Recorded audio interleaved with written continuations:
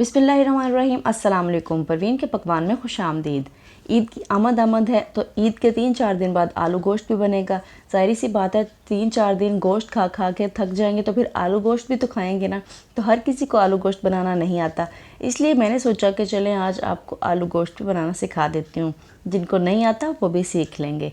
तो आइए फिर ये आलू गोश्त बनाना स्टार्ट करते हैं। इससे पहले छोटी सी रिक्वेस्ट है, अगर आलू गोश्त अच्छे लगें तो वीडियो को लाइक कर दें, शेयर कर दें और अगर चैनल पे नहीं तो सब्सक्राइब भी कर लीजिएगा। तो आइए इसको बनाना स्टार्ट करते हैं।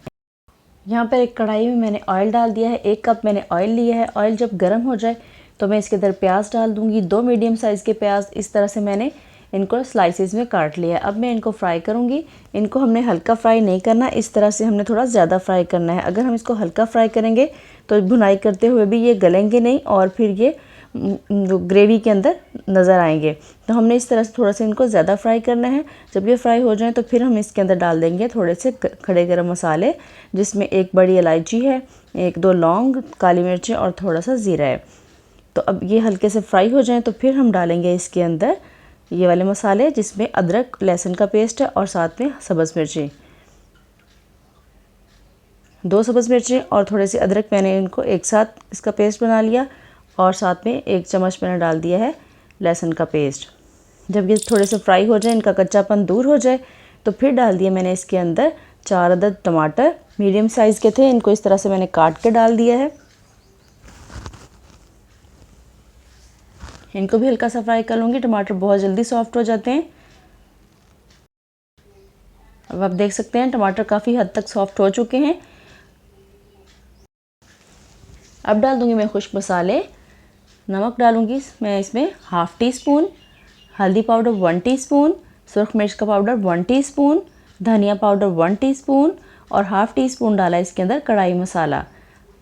बिल्कुल ऑप्शनल है, अगर आपको इसका टेस्ट अच्छा लगता है तो आप डाल लें, वरना आप इसको स्किप भी कर सकते हैं।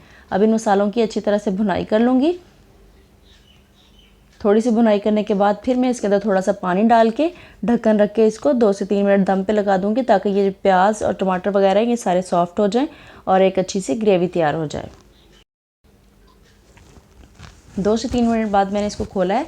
प्याज और टमाटर काफ़ी हद तक सॉफ्ट हो चुके हैं, लेकिन जो बाकी रह गए हैं, ये जब आलू और गोश्त की भुनाई हो रही होगी तब उसके साथ ये भी अच्छी तरह से भुन जाएंगे और नज़र नहीं आएंगे।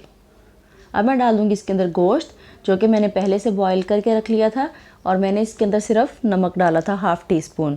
ये 800 ग्राम तकरीबन गोश्त है।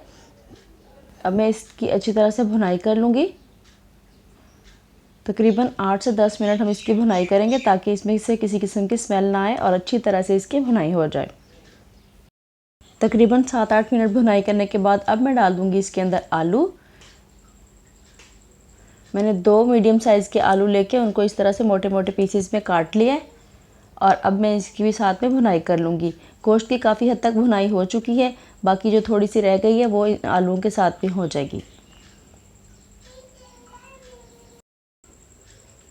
आलूओं की और गोश्त की अच्छी तरह से भुनाई हो चुकी है। अब मैं डाल दूँगी इसके अंदर दही।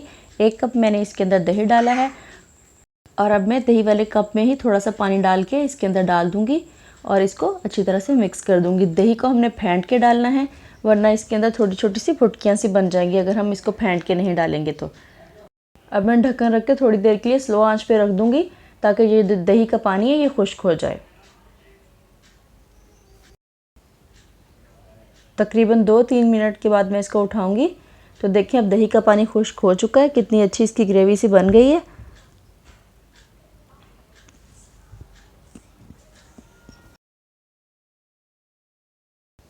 अब देखिए इसकी कितनी अच्छी सी ग्रेवी बन गई है। प्याज टमाटर वगैरह कुछ भी इसके अंदर नज़र नहीं आ रहा है।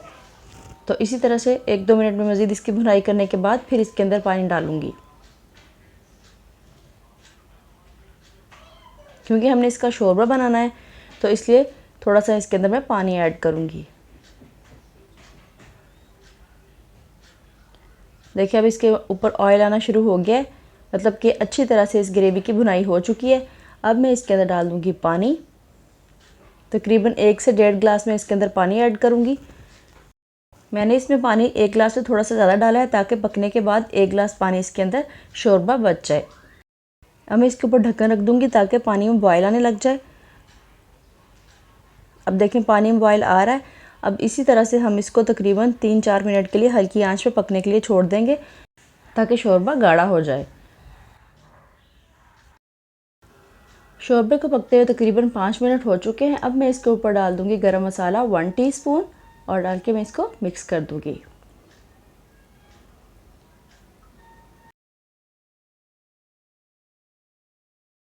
अब मैं इसके ऊपर थोड़ा सा सब्ज़ धनिया डाल दूंगी। हमारा आलू गोश्त बिल्कुल रेडी हो चुका है। अब मैं इसको डिश आउट कर लेती हूँ। तो देखिए मैंने इसको डिश आउट कर लिया है। हमारा बहुत ही ज़बरदस्त, बहुत ही आसान और कम टाइम में बनने वाला आलू गोश्त बिल्कुल रेडी हो चुका है। आप इस रेसिपी को फॉलो करते हुए इसी तरह से ज़बरदस्त आलू गोश्त बना सकते हैं। वीडियो अच्छी लगी हो तो लाइक कर दें, शेयर कर दें और अगर चैनल पर नहीं तो सब्सक्राइब भी कर लें। इसके अलावा बेल आइकन को ज़रूर प्रेस कर लें ताकि मेरी आने वाली तमाम वीडियोज़ आप तक पहुँचती रहें। इसी के साथ परवीन के पकवान को दीजिए इजाज़त। अल्लाह हाफिज़।